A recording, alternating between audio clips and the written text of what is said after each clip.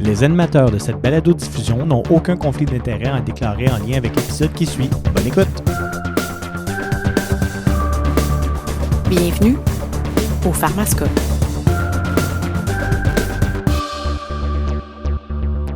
Bonjour tout le monde, bienvenue à ce nouvel épisode du Pharmascope. Je m'appelle Nicolas Dugré, je suis pharmacien au CIUS du nord de l'île de Montréal. Bonjour tout le monde, je m'appelle Olivier Massé, je suis pharmacien dans le même CIUS. Bon, qui c'est qu'on a avec nous aujourd'hui, Oli? Ah, des invités de marque? C'est deux invités pas invités en fait. Mhm. Fait qu'on va commencer ça facilement avec un pilier du Pharmascope, Madame Hébert. Salut! Comment ça va, Isa? Ça va bien, ça va bien. Est-ce qu'on dirait que c'est aujourd'hui la fin de la fin, Isa? C'est aujourd'hui la fin de la fin, ouais.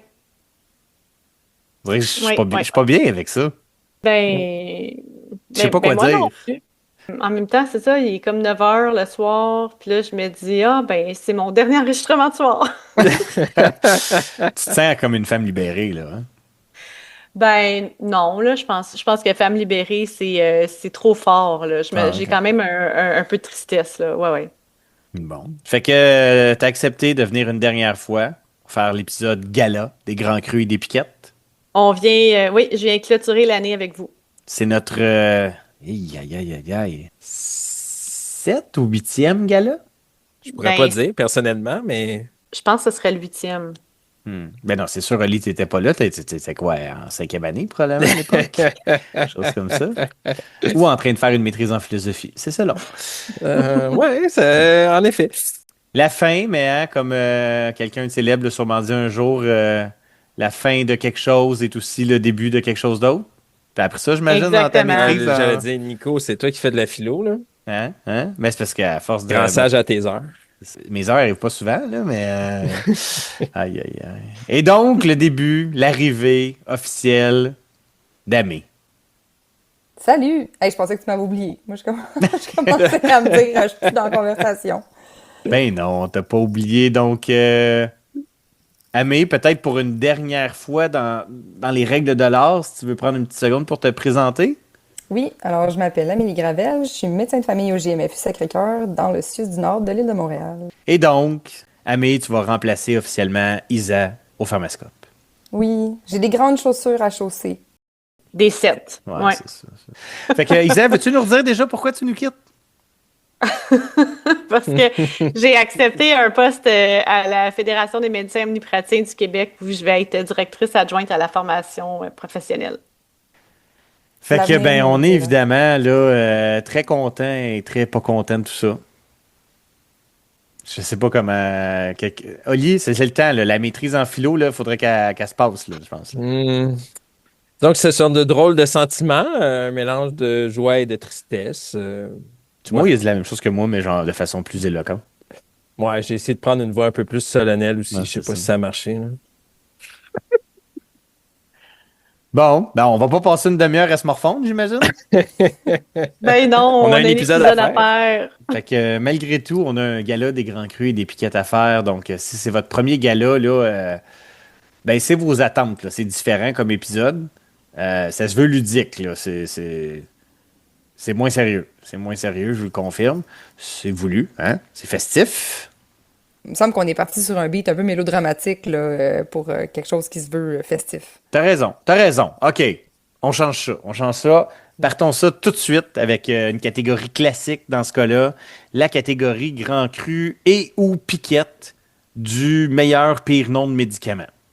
Et encore une fois, cette année, quelle compétition terrible.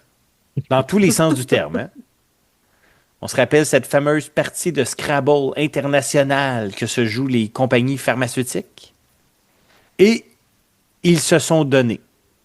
Ça n'a pas de sens, là. Ça n'a pas de sens. On se rappelle l'Imvexi, n'est-ce pas, Amé? Avec Ben- ses 2 X suivis d'un Y pour finir ça vraiment en force. Ouais. Donc, Imvexi, moi, c'est mon top 2025. Là. Toi, Ali, je pense que tu avais voté plus pour le pire. Hein?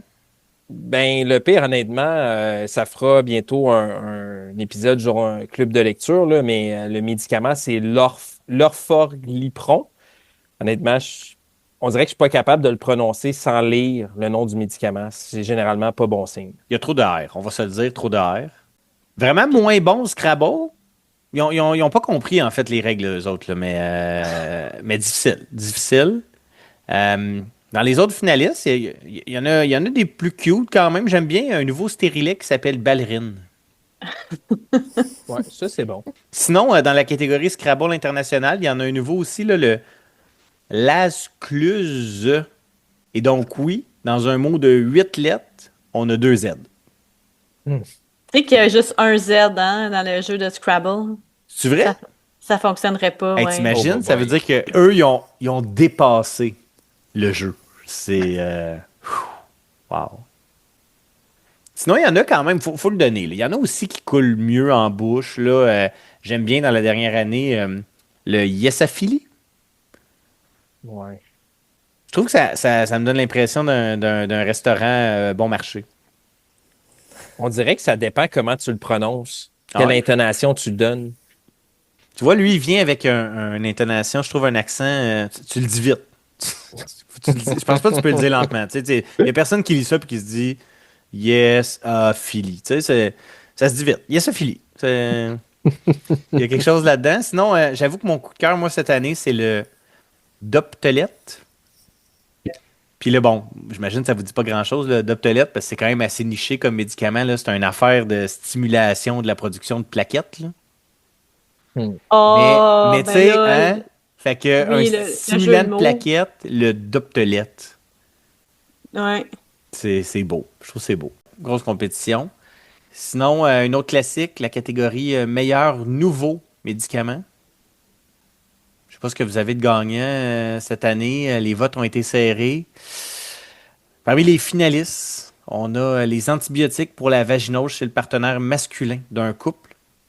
Vous vous souvenez de ça, hein? Je pense que c'était toi, Ouais. Isaac, qui avait traité de cette étude parue dans le New England au fin de l'hiver, début du printemps dernier, qui avait été cessée même prématurément parce que trop efficace pour prévenir les récurrences de vaginose bactérienne chez la femme lorsqu'on traitait en plus de la femme aussi l'homme avec une combinaison de métronidazole oral et de clindamycine topique. Exactement. Puis ce qui était nouveau dans cette étude, c'était la clindatopique parce que ça avait déjà été testé avec la médication orale puis ça fonctionnait pas.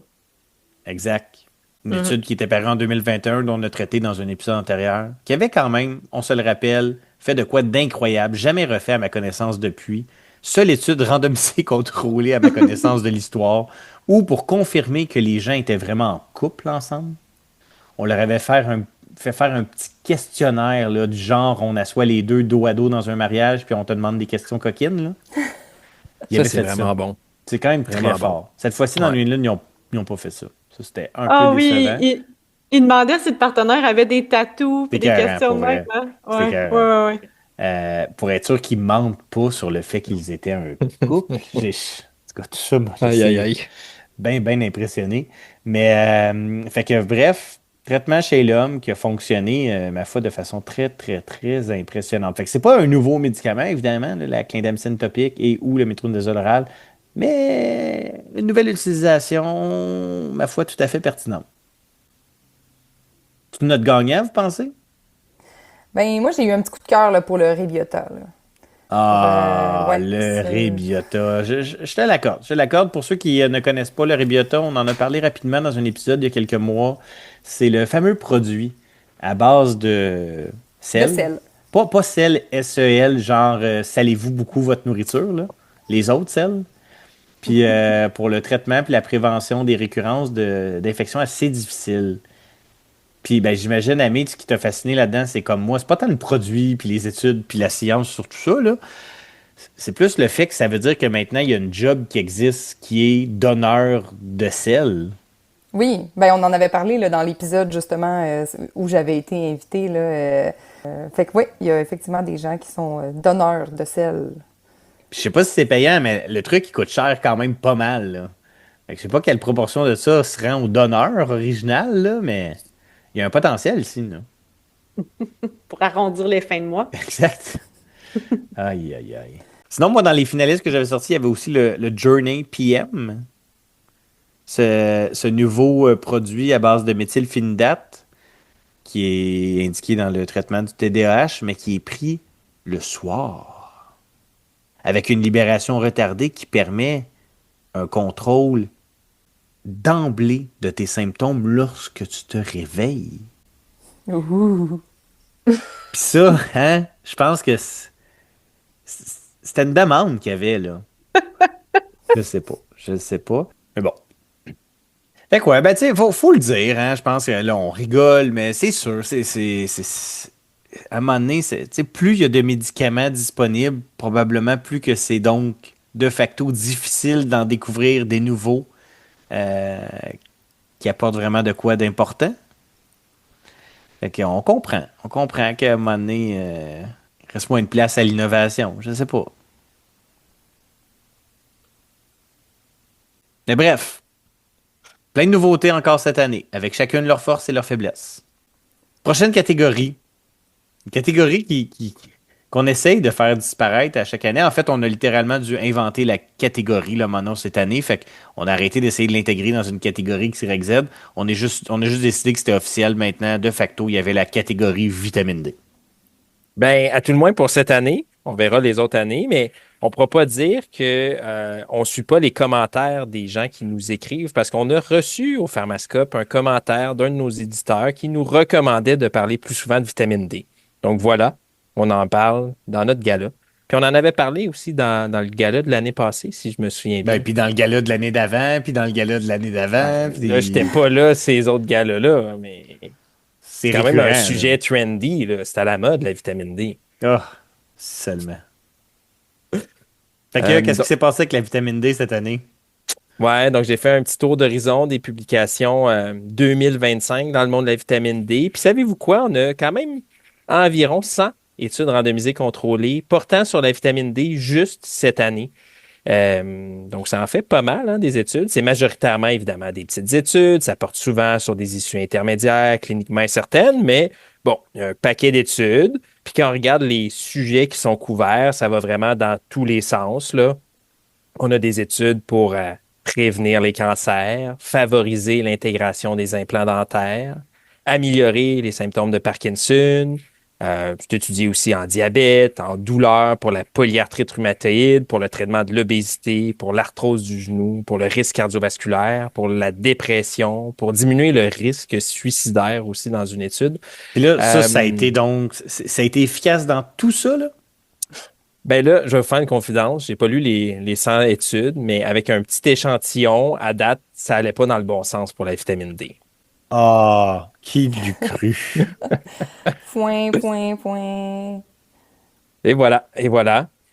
Sinon, pour notre gala, j'ai décidé de parler un petit peu d'une étude, en fait, du programme de recherche FIND qui a tenté d'évaluer si la prise de vitamine D diminuait le risque de développer un trouble neurocognitif. Puis bon, je pratique en GMF, mais je pratique en gériatrie aussi. Donc, je me suis dit, hey, ça serait-tu pas merveilleux, une petite vitamine pour prévenir les cas de TNC? Puis à la base, l'étude FIND, c'est un gros programme de recherche qui vise à donner de la vitamine D à plein de patients dans une étude randomisée contrôlée. Puis on mesure un paquet d'issues. À la base, les issues primaires, c'était les maladies cardiovasculaires puis la mortalité, mais on récolté des données sur plein d'issues différentes à travers les années, là, notamment sur la survenue de troubles neurocognitifs. Donc, on a ici une étude randomisée contrôlée de 2500 patients qui évalue la vitamine D à la dose de 3200 unités une fois par jour, contre 1600 unités une fois par jour, contre placebo, pour une durée d'environ 5 ans. Peut-être un petit point sur ce que tu as dit avant, là, parce que c'est bien connu. Une bonne façon de faire une étude randomisée contrôlée sur un produit, c'est de la faire, puis de mesurer une panoplie de cossins, puis voir s'il n'y a pas un parmi tous ces cossins-là qui marche. Exact. Parce qu'évidemment, plus on multiplie des tests statistiques sur des issues différentes, plus on a de chances qu'un de nos tests, à un moment donné, par chance, démontre des résultats qui vont être statistiquement différents, mais après, il y a toujours aussi est-ce que c'est cliniquement différent, puis est-ce que c'est juste un effet de la chance? Parce qu'on répète un test statistique énormément de fois, ben par chance, on va trouver des choses. Mm-hmm. Quand on regarde en fait les résultats dans cette population-là, qui est une population âgée surtout entre 65 et 75 ans, qui avait somme toute peu de comorbidité, quand on regarde les cas de TNCM à la fin des 5 ans, 2,2 dans le groupe placebo, 1,7 dans le groupe 1600 unités et 1,6 dans le groupe 3200 unités. C'était pas des résultats qui étaient statistiquement significatifs. Puis, évidemment, les auteurs ne se sont pas arrêtés là. Ils ont essayé de faire un petit peu de sorcellerie. Ils ont fait plein d'analyses post-hoc qui étaient non prévues au protocole en excluant un paquet de patients pour tenter de voir si la vitamine D était vraiment efficace. Puis à la fin de toutes ces analyses-là, ben, ils ont encore conclu que la vitamine D, ça prévenait pas les troubles cognitifs, malheureusement. Oups. Alors voilà, notre catégorie vitamine D de cette année. Non, mais à un moment donné, là, on va en pogner une. Vous le dites, moi. J'espère, là. Je veux dire, à force de faire 100 études randomisées contrôlées à chaque année, là, à un moment donné, on va pogner quelque chose. Là. Mais c'est fascinant hein, comment on s'acharne à essayer de trouver un bénéfice. Je sais pas. Je veux dire, j'ai rien, tu sais, c'est toujours pareil. Là. On ne pense pas que personne ici a quelque chose contre la vitamine D. Ce serait bien le fun si ça marchait pour quelque chose. C'est juste que, comme tu dis, Ami, il y a un acharnement que je sais pas. Je sais pas pourquoi. Prochaine catégorie, la fameuse catégorie études simples mais intéressantes. Cette année, le grand gagnant, l'étude YANS. Parce que oui, une étude qui porte sur le dodo, une étude canadienne, ouverte, randomisée, contrôlée. On a fait, ma foi, quelque chose de fascinant. Là. On a évalué l'utilisation d'outils postaux chez quelques centaines d'utilisateurs chroniques de benzodiazépines de 65 ans et plus. Étude canadienne, quand même. Hein? Faut le souligner. Puis ce qu'on a fait, c'est très simple. Là. Fait qu'on a pris des utilisateurs chroniques de benzo. Au final, on en a inclus 565 d'un âge moyen de 72 ans qui prenaient des benzos en moyenne depuis 11 ans. Fait qu'on parle de gens qui en prenaient depuis un bout de temps. Puis là, on les a randomisés dans 3 groupes. Soit recevoir par la poste des dépliants provenant du site web sleepwell.ca, qui inclut là, un paquet d'informations sur comment mieux dormir sans la médication, comment se séparer de ses pilules, puis tout ça. Dans le deuxième groupe, des dépliants de l'étude Empower. Je ne sais pas si tu te souviens, Isa, de ça, à nos débuts de pratique ensemble. À un moment donné, tu m'avais amené un dépliant de cette étude-là. Fait que c'est une étude qui avait lieu notamment dans des pharmacies québécoises. Puis là, il y avait un paquet de médicaments qui sont considérés comme potentiellement inappropriés pour la personne âgée. Puis dans certaines pharmacies, on remettait des dépliants qui faisaient peur un peu. Là. Il y avait comme une espèce de gros titre, là, vous êtes à risque. Oui, Puis, oui, c'est un patient qui me l'avait amené. Exact, je me souviens de ça, je sais pas pourquoi. Là. Toi, c'était la sulfonylurée à l'époque, si je me rappelle bien. Puis là, le patient arrivait chez le médecin, il était comme là, ils m'ont donné ça à la pharmacie, apparemment, je suis à risque. Je sais pas, Et c'est de votre faute. je trouvais ça quand même spécial, là, mais bref. Ils ont utilisé les dépliants de cette étude-là, puis l'étude en soi avait été publiée, puis il y avait des résultats positifs pour ce qui est de la dépression de certains médicaments potentiellement inappropriés. Puis il remettait aussi le dépliant comment passer une bonne nuit de sommeil sans médication, là, qui est, je sais pas, l'initiateur de ce pamphlet-là. Je sais pas si tu sais, là, mais il est disponible notamment sur le site web du réseau de déprescription canadien. Je pense que c'était eux les initiateurs à la base. Puis finalement, troisième groupe, traitement usuel. Fait que je répète, là, la seule intervention qu'on a faite dans l'étude, c'est envoyer ces affaires-là. Bon, c'est sûr, il faut quand même être transparent. Les gens avaient été contactés pour savoir s'ils étaient ouverts à entrer dans l'étude, mais il n'y avait pas d'intervention là, de la part d'un pharmacien, d'un médecin ou je ne sais quoi pour faire avancer les patients là-dedans. Évidemment, une fois que les patients recevaient des dépliants, ben là, eux pouvaient consulter le professionnel de santé qui leur tentait, puis en jaser, puis voir comment ils pouvaient être aidés pour se débarrasser de leur médication. Mais bref, au final, 6 mois plus tard, 26% des patients avaient cessé leur benzodiazépine dans le groupe ayant reçu l'information de sleepwell.ca, 20% dans le groupe ayant reçu celle d'Empower et 8% seulement dans le groupe traitement usuel. Quand on regardait les gens qui avaient diminué d'au moins 25% leur dose de benzo, on était à presque 50% dans le premier groupe, 35% dans le deuxième groupe et 20% dans le troisième groupe. Fait que c'est quand même un NNT genre à 6 pour cesser une benzodiazépine avec un envoi postal. Ouais, on donne juste une brochure, là. C'est quand même cool. C'est quand même Mais très hot, là. C'est ça que je trouve fascinant, c'est que je pense que j'ai même pas ces taux de succès-là dans mon bureau en faisant des interventions personnalisées. Là. Je veux dire... Fait que, je répète, là, quand même, il faut le dire, là, les patients ont accepté d'entrer dans l'étude, puis on imagine que ça a donc filtré quand même la population, mais quand même, Fait que moi, je trouve ça cool parce que ça nous montre, tu sais, je sais pas, mettons dans les cliniques, dans les pharmacies, souvent, il y a des présentoirs là, avec un paquet de dépliants. Puis j'avoue que je me dis tout le temps un peu, Mm. y a-tu vraiment quelqu'un quelque part qui utilise ça, puis ça sert-tu à quelque chose? Mais probablement que ça pourrait valoir la peine qu'on soit un peu plus proactif sur la remise de certains de ces dépliants-là, notamment comme dans ces exemples-ci, là. C'est quand même très hot, là. C'est beau Vraiment. taux de succès. Donc, grand cru ici, très fort, à l'étude canadienne Yans. En plus, bon, le nom de l'étude est très fort aussi, là, quand même. Excellent. Prochaine catégorie. Isa, est-ce que c'est donc officiellement le dernier prix Grand Cru Piquette que tu remets? Oui, c'est effectivement le dernier que je remets. Et on est dans la catégorie mieux-être. Ah, c'est bon, ça te va bien, ça. Vous savez, l'année 2025 a été dure, entre autres pour les médecins de famille Ah qui ouais? viennent de passer à travers une année franchement difficile. Puis au moment d'enregistrer, on connaît même pas le dénouement, mais je peux vous dire que mes collègues ont vécu un mélange de stress, de colère, de tristesse et même de détresse dans la dernière année. Ça a été des moments assez difficiles. On espère que 2026 sera meilleur et on peut se demander comment on peut aider à atténuer justement chez les professionnels qui vivent des moments difficiles les risques de burn-out ou d'épuisement professionnel. Donc, il y a une étude qui s'est intéressée à ce sujet-là, qui est parue en novembre 2025 dans Annals of Internal Medicine, une étude de George Collett et ses collaborateurs qui s'intéresse justement sur quelles sont les stratégies qui sont efficaces pour réduire les risques d'épuisement professionnel, burn-out chez les professionnels de la santé. Il s'agit d'une revue systématique et d'une méta-analyse qui regroupe 99 essais randomisés contrôlés pour un total de 9 330 participants.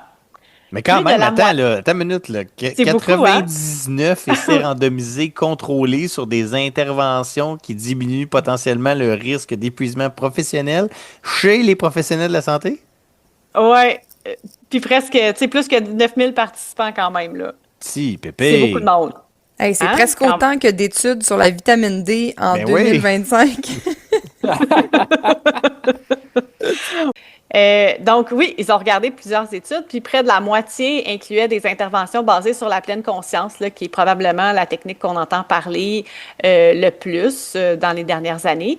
Mais les 52 autres études intégraient toutes sortes de stratégies, là, qui ça va de la gestion du stress, d'un training relié à l'emploi, des groupes Balint ou de débriefing, le coaching professionnel, des psychothérapies, des interventions pharmaco-nutritionnelles, des messages de motivation, de gratitude, des thérapies alternatives, là, comme écouter de la musique, faire des arts créatifs, respirer des huiles essentielles, faire de la chromothérapie. De la quoi? De la chromothérapie. Je suis allée googler c'était quoi, là. Ça a rapport avec les ondes des couleurs, là. Je suis pas allée beaucoup plus loin que ça. Les couleurs ont des ondes. Des Ouais, zones. ben, Des ondes? OK, ou j'ai des compris, zones? j'ai compris les ondes. Oui, Je me oui, disais, les OK, ondes. Oui, c'est les ondes comme dans les longueurs d'onde, là, tu sais, les différentes couleurs, là, ils ont pas la même longueur d'onde. Puis ça équilibre le corps et l'esprit, là. OK. Ouais, Ben, ouais. Ouais.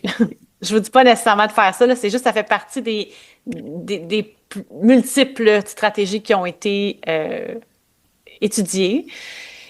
Pas beaucoup qui se sont intéressés à l'activité physique, quand même étrange, là. Mais bon, ça faisait pas partie probablement de ce qui ciblait. Il y avait juste une seule étude qui s'intéressait au yoga puis qui a inclus un troisième bras qui parlait d'activité physique. Donc, comme vous pouvez vous douter, là, on parle d'études là, qui varient grandement d'une à l'autre. Hein. C'est pas un domaine d'études là, où c'est clair comme de l'eau de roche. Là. Fait que ça va de l'intervention unique qui durait 4 heures et demie à une intervention sur une plus longue durée qui durait 10 mois. Mais la plupart avaient des interventions qui duraient plus de 4 semaines. Ils ont utilisé, dans ces 99 études-là, des questionnaires qui étaient variables d'une étude à l'autre, mais ils étaient tous intéressés à chercher les signes principaux de burn-out qui se développent en 3 catégories. On veut savoir l'épuisement émotionnel, la dépersonnalisation qu'on peut expliquer par le négativisme ou du cynisme par rapport à nous-mêmes, par rapport rapport à nos patients, par rapport à nos collègues, probablement même à notre profession puis au système de santé au complet. Et on veut évaluer aussi le sentiment d'accomplissement dans ces questionnaires-là. Donc, comme je vous dis, ils sont différents d'une étude à l'autre, mais ils s'intéressaient tous à ces 3 éléments-là. Fait qu'on va regarder les résultats un petit peu. Si on regarde les résultats du côté des médecins, tout ce qui a trait à la pleine conscience, là, grosso modo, ça marche pas vraiment. Ce qui a marché un peu chez les médecins, c'est le coaching professionnel. Ça semble fonctionner un peu pour réduire l'épuisement émotionnel, possiblement pour réduire le niveau de dépersonnalisation, puis ça pourrait augmenter très légèrement le sentiment d'accomplissement au travail, mais là, on est avec un chiffre un petit peu plus bas, là. Fait que OK. c'est un peu décevant quand même, là, parce qu'on met beaucoup souvent d'énergie puis d'argent dans ces programmes-là. Chez les médecins, le coaching professionnel, on peut retenir que c'est probablement ce qui a le plus d'effet. Ce qui est intéressant, par contre, c'est la différence, parce que chez les infirmières et les sages-femmes, la pleine conscience avait des effets plus intéressants. Il y a un constat là, qui est similaire chez les autres professionnels que les infirmières et les sages-femmes, mais avec un effet un peu plus modeste. Ça pourrait aussi augmenter, on parle toujours de pleine conscience, là, le sentiment d'accomplissement, mais avec un niveau d'évidence qui est très bas. Et puis, sinon, l'autre chose qu'ils avaient trouvé, c'était l'entraînement relié à l'emploi, là, le coaching ou c'était pas vraiment un coaching, là, on parlait vraiment d'un training, là, comme une amélioration des compétences à l'emploi. Il y avait une évidence modérée que ça pourrait augmenter un peu le sentiment d'accomplissement, ce qui est quand même rassurant, mais c'est un effet très modeste. Pas très encourageant, tout ça, là. Ouais. On Non. on a clairement pas trouvé la solution miracle là, ici. Là. Vraiment pas. Je pense que ça peut être ça la conclusion, là, c'est que ça fonctionne pas chez tout le monde. Puis probablement que de faire de prendre la même intervention à tout le monde en essayant de la forcer, c'est pas la bonne solution. Mais quand même une étude intéressante qui ont fait un bon travail avec le type d'études qui sont disponibles, là. Ah, un gros travail, mon Dieu. C'est Ouais, énorme, c'est là. difficile de faire des conclusions quand les études sont aussi hétérogènes, mais sont arrivées quand même avec des résultats intéressants. La pleine conscience est clairement la méthode la plus étudiée pour laquelle on a le plus de données. On garde en tête là, quand même le haut risque de biais parce que les études ne sont pas à l'aveugle. Mais sinon, en gros, pour ça, la pleine conscience, ça n'a pas l'air de fonctionner beaucoup chez les médecins, mais ça peut avoir des effets positifs chez d'autres professionnels. Puis pour les médecins, comme on disait, ce qui montre des résultats les plus intéressants, même s'ils sont modestes, c'est le coaching professionnel. Ben, bonne chance. Fait comme je disais au début, on souhaite une année 2026 un petit peu plus reposante parce que les solutions, on voit qu'elles sont pas si grandes que ça. Bon. Prochaine catégorie. Catégorie qui revient pour. C'est pas la première fois, clairement. La catégorie techno. Grand cru cette année dans la catégorie techno. Je pense qu'il était un peu évident. On peut pas passer à côté. L'intelligence artificielle. Mhm. Ouais, ça a comme explosé, hein? Je veux dire, je pense que là, c'est rendu. On peut plus en passer déjà, là, j'ai l'impression. Ben non, mais même que tantôt, avant qu'on enregistre, je me faisais juger parce que je l'utilisais pas pour mon travail à remettre demain. C'est quand même incroyable ce que l'intelligence artificielle est en train de nous offrir dans différents aspects de notre vie professionnelle. On peut penser évidemment aux rédactions de notes. C'est quand même très, très, très, très efficace comme concept. Mais même dans une visée thérapeutique, on a des données maintenant, hein. Donc, il y en a plusieurs, là, mais mettons pour le prix, je le décerne à un essai randomisé contrôlé dans lequel on a évalué l'efficacité de l'utilisation d'un agent conversationnel sur les symptômes anxieux et dépressifs de gens qui présentaient là, des symptômes de différentes psychopathologies. Bref, d'utiliser l'IA comme un thérapeute. Quand même. Quand même une étude qui a fait les choses minimalement dans les règles de l'art. Donc, 210 participants. Là, soyons très transparents. Là, l'étude vient avec un paquet de problèmes aussi. Là, fait que c'était pas des gens avec des diagnostics bien posés de troubles de santé mentale. C'était des gens qui avaient des symptômes rapportés de dépression, d'anxiété. Il y avait aussi des trucs liés à des troubles alimentaires. Puis bref, on les a randomisés à traitement usuel, c'est-à-dire à rien, ou l'utilisation d'un agent conversationnel. Fait que l'agent conversationnel aussi, il faut se comprendre, c'était pas utilisé genre ChatGPT ou un autre de ces trucs disponibles en ligne. C'était un programme qui utilise, oui, l'intelligence artificielle, mais qui était paramétré là, pour faire sa job de thérapeute, si on veut. En passant, dans l'étude, il y avait aussi des vrais thérapeutes là, qui surveillaient, qui passaient par-dessus les affaires pour être sûr que personne n'était en danger. Mais au final, bref, ils ont testé ça pendant 8 semaines. Et dans le groupe ayant utilisé l'agent conversationnel, ben oui, il y a eu une amélioration plus importante des symptômes en utilisant différents questionnaires. Là. Fait que, mettons, pour les symptômes dépressifs, ils ont utilisé le PHQ-9. Puis il y a eu une diminution de 8 points dans le groupe utilisant l'agent conversationnel contre une diminution de 4 points dans le groupe contrôle. Puis tous les différents scores allaient un peu dans cette direction-là. Fait qu'officiellement, ça a marché par rapport à rien. Puis, j'entends souvent que, bon, ça crée de l'inconfort chez un paquet de personnes. On me dit, ben, ça peut pas remplacer un thérapeute, un être humain. Puis, je comprends, là, clairement, là, tous les questionnements. Mais on le sait qu'au Québec, en 2025, l'accès à de la thérapie avec un être humain compétent, c'est pas toujours évident, là. Fait que, je suis pas en train de dire que c'est fantastique puis qu'on devrait mettre ça de l'avant beaucoup, beaucoup, mais clairement, il y a quelque chose qui mérite à être exploré, j'imagine. Je sais pas ce que vous en pensez. Ben, moi, je suis assez d'accord, là. Tu sais, honnêtement, pour le voir au quotidien, on s'entend, là, les patients, ils n'ont pas forcément accès. Il y a des longues listes d'attente. Ils n'ont pas nécessairement d'assurance. Donc, tu sais, je suis pas sûre que le but, c'est que ça remplace nécessairement de la psychothérapie formelle, mais, tu sais, moi, je vois ça un peu comme un bon... en tout cas, une avenue intéressante pour les patients dont l'accès est plus limité, là, pour de la thérapie, là. Je trouve ça...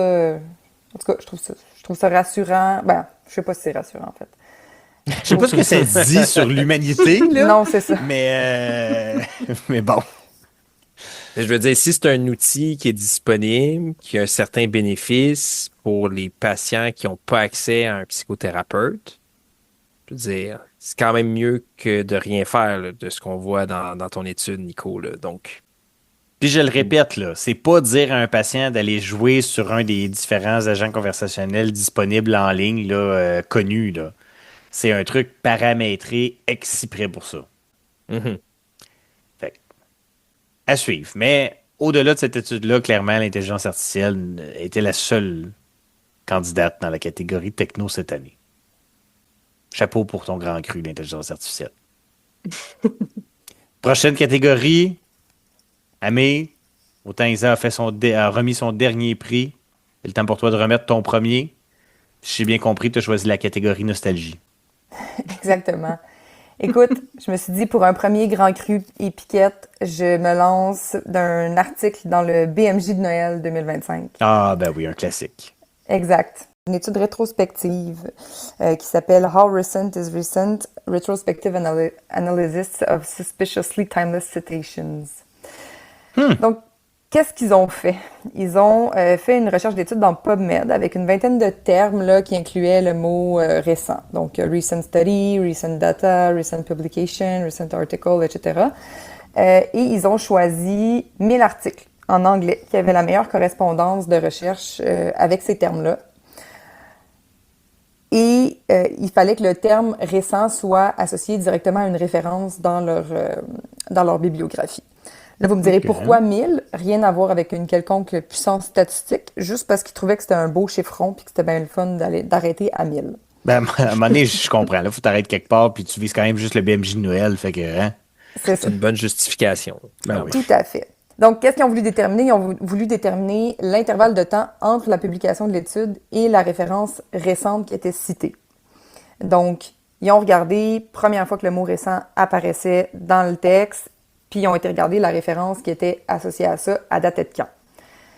Eh bien, croyez-le ou non, on avait un écart là, de résultats qui se chiffrait entre 0 année et 37 ans. 37 ans?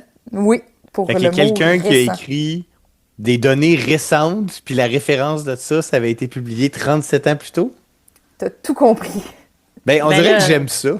C'était sur une base historique, là, tu sais, par rapport à l'ère des dinosaures, là.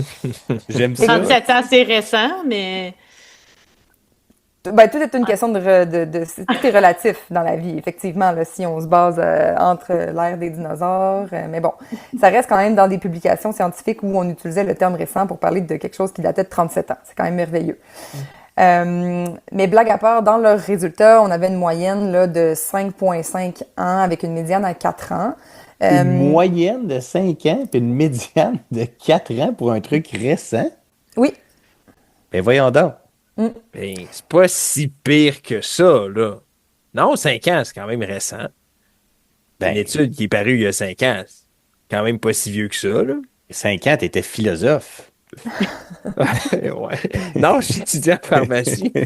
moi, je trouve que c'est une belle démonstration, tu sais, quand on dit quelque chose est grave ou, tu sais, quand les mots imprécis, là, on a une belle démonstration ici. Tu sais, récent, Nico, il est comme quoi, à 5 ans? Oli, il est comme, ben, c'est pas si pire, 5 ans. C'est la même chose que nos patients comprennent quand on dit que ça arrive rarement ou très souvent ou souvent. Beau parallèle, Lisa. Absolument, absolument. Tous ces termes qualitatifs qui veulent rien dire pour personne. Mais exactement. Donc, je continue dans les résultats. Il y avait 17,7% des études qui utilisaient le mot récent pour parler de publications qui dataient quand même d'il y avait plus que 10 ans. Ils ont analysé aussi les termes. Donc, les termes approche récente, découverte récente et études récentes étaient typiquement associés à des écarts qui étaient plus grands que les termes publication récente ou article récent. Chose intéressante et rassurante, je vous dirais, dans les journaux avec un facteur d'impact qui était plus élevé, donc avec un facteur d'impact au-dessus de 12, les mots récents étaient généralement associés à des publications qui étaient plus à jour. Du BMJ de Noël à son meilleur. Écoute. Après ça, ils ont fait un tri aussi par spécialité. Donc, ils ont regardé c'est dans quelle spécialité qu'on utilise le mot récent à juste titre. Et ce qui est ressorti, c'était plus dans les soins critiques, la microbiologie, l'immunologie, la radiologie et la génétique. Là, on avait des écarts là, beaucoup plus courts, alors qu'en médecine dentaire, en médecine vétérinaire et en néphrologie, eux, on étirait plus l'élastique là, avec des écarts qui variaient entre 8,5 et 14 ans. Donc voilà, en fait, le but de cette étude-là, c'était surtout une prise de conscience à l'effet que le mot récent était souvent utilisé à toutes les sauces et que ça soulevait l'idée que si vous voyez le mot récent utilisé dans un texte, ben ça vaut peut-être la peine de valider à quel point récent veut réellement dire récent. Très Voilà. fort, très fort. Bon choix d'article. Intéressant. Ah, ces gens qui trouvent le temps de faire ça. Ça impressionne toujours. Prochaine catégorie, une grande classique, la catégorie alimentaire. Alors, on avait, bon, comme candidate, mais qui n'a pas gagné, la fameuse étude de patates dont on a parlé déjà il y a quelques temps. Tiens, de ça, Isa? Ah oui. Oui. Cette Qu'est-ce grosse... que c'était la Ah, vas-y. méta-analyse de patates, ça, qui avait fait le BMJ ou je me trompe? Exact. Puis pas le BMJ de Noël, là, quand même, Non, il faut le le repréciser. Là. On parle du BMJ standard ici. Donc, cette grosse étude là, qui avait inclus au final des millions d'années patients, puis qui avait suggéré que la consommation, à chaque fois que tu mangeais 3 portions de patates supplémentaires par semaine, tu augmentais ton risque de développer un diabète. Mais au final, dans les analyses là, de sous-groupes, finalement, de patates, ce risque-là semblait être complètement expliqué par la fameuse patate frite, ici. Alors que la Vraiment patate décevant. bouillie, la patate rôtie, la patate pilée là, semblaient s'en sortir indemnes. C'était quand même bon, mais non. C'est pas eux qui ont gagné cette année. C'est plutôt la caféine, Oli. Ouais. Donc, on va parler de l'étude DICAF. Puis honnêtement, il y aurait quand même pu avoir une mention dans une catégorie meilleur titre d'étude, là. DICAF, c'est un acronyme pour le titre Does Eliminating Coffee Avoid Fibrillation? Ouais, j'avoue. Wow. Très fort. C'est cool. Le Ouais. titre, il dit tout, en fait. L'étude DECAF, c'est une étude randomisée contrôlée de 200 patients adultes avec une fibrillation auriculaire persistante, une cardioversion électrique planifiée et une consommation de café d'au moins 1 tasse par jour. Les patients étaient randomisés à partir de leur cardioversion à une consommation de café d'au moins 1 tasse par jour, puis à poursuivre leur consommation usuelle d'autres produits qui contenaient de la caféine, ou encore, ils étaient randomisés à s'abstenir de consommer du café. incluant ici du café décaféiné. Ça, je suis pas sûr de trop comprendre ce critère-là, ou tout autre produit contenant de la caféine. Attends, il n'y avait pas le droit de boire du décaf dans l'étude décaf? Ben, honnêtement, c'est ce que j'ai lu dans l'article. Ah, c'est choquant. Ben voilà. C'est pour ça, c'est pour ça qu'ils n'ont pas gagné le prix. physiologique. C'est pour ça qu'ils n'ont pas gagné le prix du meilleur nom d'études, là. Aïe, aïe, aïe. Puis, en termes de résultats, c'est pas allé du bord espéré de façon surprenante. La consommation de caféine semblait mener à moins de récurrence de fibrillation auriculaire, avec 47% contre 64% dans le groupe abstinent à la caféine, ce qui donnerait un NNT de 6 en faveur de la poursuite de la consommation de café. Ça va bien. C'était comme le contraire de leur hypothèse, j'imagine. Là. Ben, tu sais, en général, on pense que le café aurait peut-être des propriétés arythmogènes. Arythmique, ouais. Ouais. Fait que, puis là, l'idée ici, c'est qu'en enlevant le café, les patients vont avoir moins de récurrence de FA, mais en fait, quand ils arrêtent le café, ces patients-là, ils semblent avoir plus de récurrence. Fait que là, morale de l'histoire, maintenant, on recommande du café chez les gens FA. Ben c'est ça, on dirait que je relisais l'étude tantôt, puis je savais pas trop quoi conclure de tout ça. C'est clair, premièrement, que on va pas se mettre à recommander du café à tout le monde tu sais, qui a de la FA et qui ne consomme pas déjà du café. Par contre, chez les gens qui en consomment déjà, qui vont bien, qui n'ont pas d'épisode de FA exacerbé, de palpitations avec la caféine, je veux dire, c'est quand même plutôt rassurant pour ces patients-là qui veulent continuer à boire du café. Mais je pense que la majorité des patients avec un diagnostic de FA n'arrêtaient pas du jour au lendemain de boire de la caféine, de toute façon. On se rappelle, là. On est dans l'épisode festif quand même, là. Mais c'est fou, hein, parce qu'ils ont quand même fait le JAMA avec ce papier-là. Ils ont fait le JAMA, puis pas un des journaux affiliés au JAMA. Ils ont fait le JAMA. Là, Puis il n'y a pas de JAMA de Noël, là. Non, il n'y a pas de JAMA de Noël. Aïe, aïe, aïe. Excellent, excellent. Alors, avant-dernière catégorie, une nouvelle catégorie cette année, je crois. La catégorie, on n'avait pas besoin d'une étude pour ça. Oh non. Mais c'est quand même cool. Il y a des gens qui ont fait une étude randomisée contrôlée pour évaluer l'effet de l'alcool sur la capacité à parler une autre langue. Oh, Wow, c'est wow. cool Si ça. On est meilleur, hein? Ben, ils ont pris 50 Allemands dans ce cas-ci qui avaient appris récemment le hollandais, puis ils ont randomisé à un breuvage alcoolisé ou un breuvage sans alcool, puis ils ont fait jaser. Et effectivement, leur prononciation a été évaluée comme meilleure lorsqu'ils avaient bu de l'alcool. Mais ça, en même temps, c'est pas pour rien que ça a gagné la catégorie, on n'avait pas besoin d'études pour ça, là. N'importe qui a déjà consommé avec peu de modération sait très bien que, mon Dieu, ça t'ouvre les portes à l'ensemble des langues de la planète Terre, ça, là, non? Ça confirme une loi universelle de l'humanité, je dirais. Exact, exact. Mais quand même, une étude randomisée contrôlée là-dessus, c'est fort, là. Chapeau. C'est fort. Vraiment cool. Et finalement, la dernière catégorie, une classique, mais un peu différente cette année. La catégorie hommage. Parce qu'évidemment, notre grande crue, ben c'est Isa. A été récipiendaire d'un prix Grand Cru Piquette, Isa. Wow, quelle sortie! Il a C'est pas beau, ça? Ouais.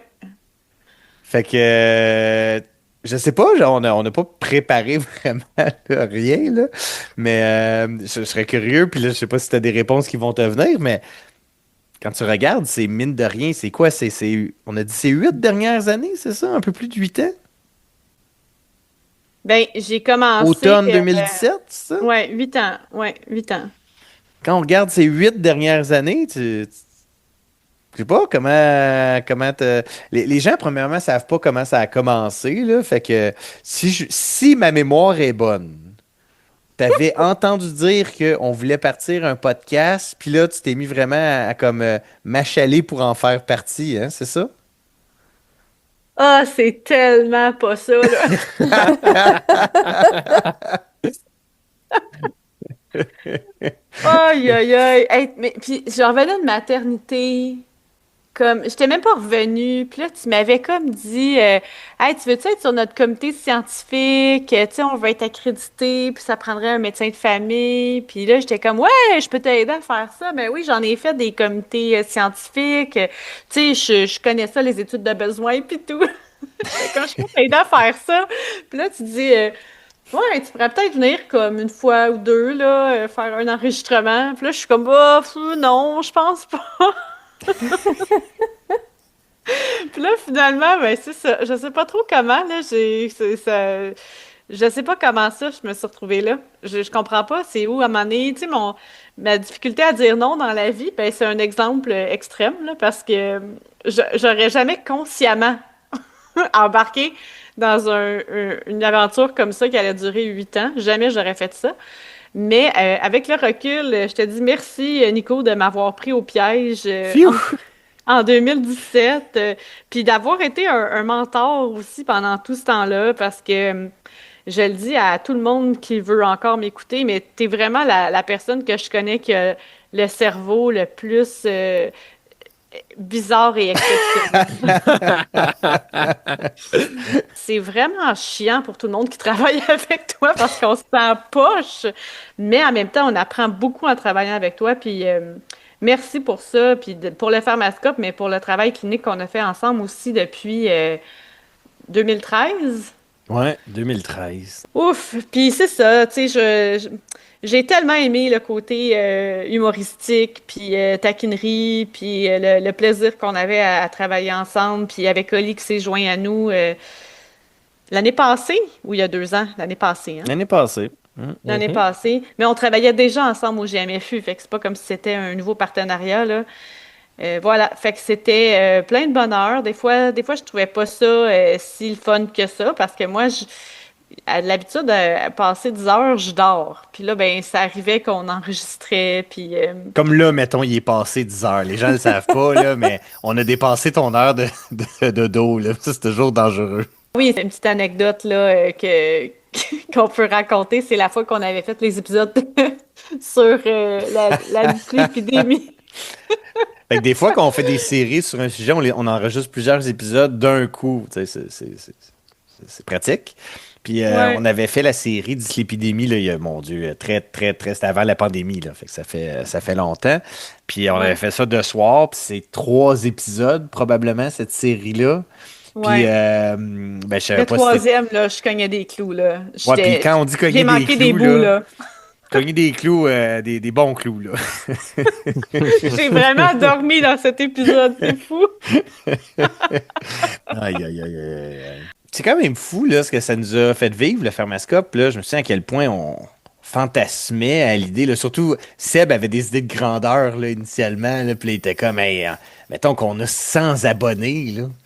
Puis bon, évidemment, on a dépassé ça depuis très, très, très longtemps, mais c'est incroyable. Puis même, tu sais, au jour le jour, là, on s'en est raconté des tonnes, là, des anecdotes bien niaiseuses, mais tu sais, des affaires, genre, tu recevais une opinion un fax d'un pharmacien communautaire, puis là, à la fin du fax, ça disait genre, en passant, je suis un gros fan du Pharmascope. Ouais, ça m'est déjà arrivé qu'un pharmacien me reconnaisse. J'avais même pas dit mon nom. Puis il m'a dit, oh, j'écoute votre podcast. Je trouvais ça super drôle. Puis on a eu des super occasions aussi. On est allés, Nico et moi, à Paris pour parler de collaboration médecin-pharmacien. Puis on a fait des conférences ensemble. Puis ouais. C'est là, qu'on raconte le fameux moment où on s'est ramassé à 4 heures du matin, les deux, sur une trottinette podcast, puis t'avais du fun. J'ai vraiment eu peur de mourir, puis ou de me retrouver hospitalisée. Puis là, je me voyais appeler mes parents, puis leur dire que j'étais hospitalisée à Paris parce que j'avais fait de la trottinette en pleine nuit, à 2 sur une trottinette pour une seule personne. J'étais comme, non, faut pas que ça arrive. Mais je trouve, moi, j'ai vraiment un bon souvenir de cette image-là, là, d'une 2 sur la trottinette à 4 heures du matin, parce que je trouve que c'est une image qui décrit bien notre dynamique. Toi qui es comme, ouais, gaz à fond, puis moi qui est comme, non, qu'est-ce qu'on fait ici? On s'est bien complété, je pense, au fil de ces années. Des moments forts aussi là, que tu nous as fait vivre, là, ton journalisme d'enquête, évidemment. Ouais, ça, on revient souvent là-dessus, là, ouais. C'est parce qu'on a essayé de ranimer cette journaliste Ben oui, d'enquête à plusieurs reprises. Là. Moi, je vais passer le flambeau à Amé pour ça. Amé, le journaliste d'enquête, tu devrais te mettre là-dessus. Là. Ça améliore la qualité des épisodes, puis tu vas t'imprégner encore mieux là, du sujet. On s'est quand même ramassé à faire des enregistrements de Pharmascope à Jonquière. Hein? C'est du tourisme exotique, ça aussi? Ah oui, j'essayais de me rappeler, mais oui, c'est celui qu'on a fait devant public. On en a Ben fait oui. juste un devant public, oui. Ben oui. Puis encore une fois, hein, tu vois les images qui sortent de Ah ça. oui, je me la souviens- tempête de Je me neige. souviens pour très revenir. bien du retour dans la tempête de neige à traverser le parc avec un peu comme la trottinette, je dirais. Hein? Moi qui conduis. Je me souviens encore un moment où littéralement on est dans l'auto puis j'ai dû demander à Isa est-ce que tu es à l'aise avec le fait que je dépasse le véhicule devant nous? C'est vrai. C'est vrai. Puis il y avait plein de gros camions poids lourds sortis de route. Là. À chaque fois qu'on dépassait, j'étais comme, oh non, on va mourir ici. On voit que j'ai un petit côté anxieux. Là. Les tempêtes de neige en auto, j'aime pas ça. Aïe, Ouais. aïe, aïe. Mais merci, Isa. Merci pour toutes Merci. ces années. Cet effort, là, parce que bon, je sais pas pour les gens qui écoutent, mais tu sais, c'est beaucoup de temps, mine de rien, là, faire le Pharmascope. C'est beaucoup de travail. C'est souvent du temps, comme tu dis, du travail à des heures qui n'ont pas rapport. Je te lève mon chapeau. Écoute, j'ai envie de te dire 7 étoiles. Wow! Ça, je pense que t'as jamais donné cette étoile. Fait que ça me C'est touche un très beaucoup. gros score, là. Bon, là, je vais pleurer. Fait qu'en terminant, petit message habituel. C'est des questions, des commentaires, des plaintes, des critiques. Vous écrivez à Oli. Sinon, ben, on s'en parle en 2026. Ben, pas moi, là, mais les autres. Moi, je vais vous écouter en 2026. Bye Bonne bye. année! Ciao, Bye. là. L'information contenue dans cette balado-diffusion est à titre indicatif seulement et ne remplace en rien l'avis ou le jugement d'un professionnel.